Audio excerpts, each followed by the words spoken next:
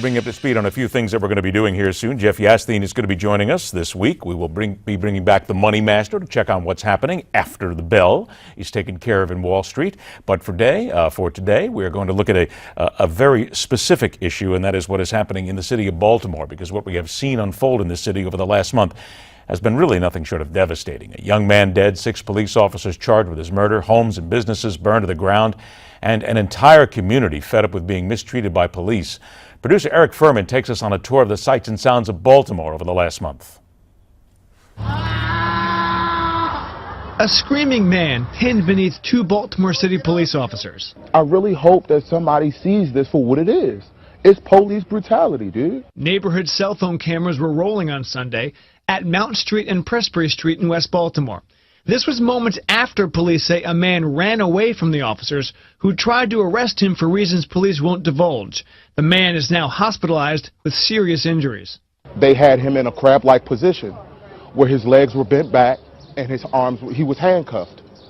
And at this point, they had knees in his back and in his head. Witnesses, some of them friends of the man, say as officers lifted him up, his legs appeared to go limp as officers took him into the paddy wagon.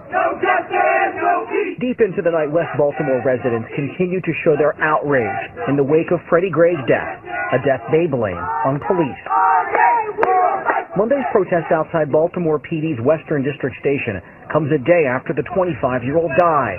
We ain't disputing the fact that he ran, but we disputing the force of what was used against him after he was always arrested. Police say April 12th, Gray ran from police a few blocks from here. When caught, sources suggest the arrest was forceful, a knee to Gray's upper back.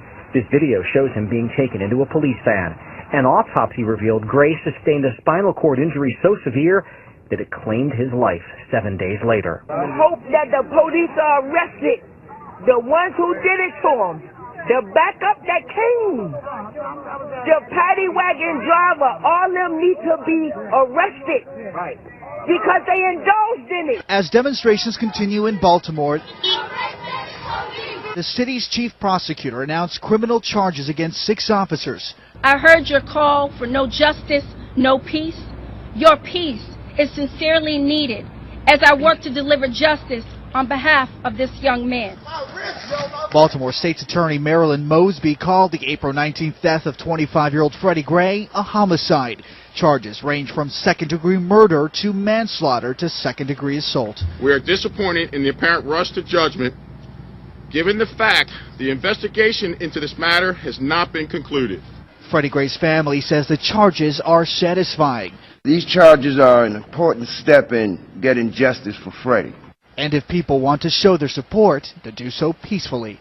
We ask that whoever comes to our city, a city that we love, a city that we live in, come in peace.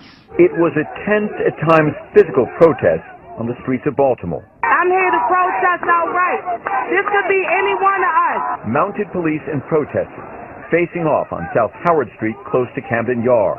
The police are supposed to be serving us. Instead, they're acting like an army against us. Hundreds of people blocking streets, staging sit-ins nearly a week after the death of 25-year-old Freddie Gray in police custody. I'm mad because they don't have answers, and this is not right.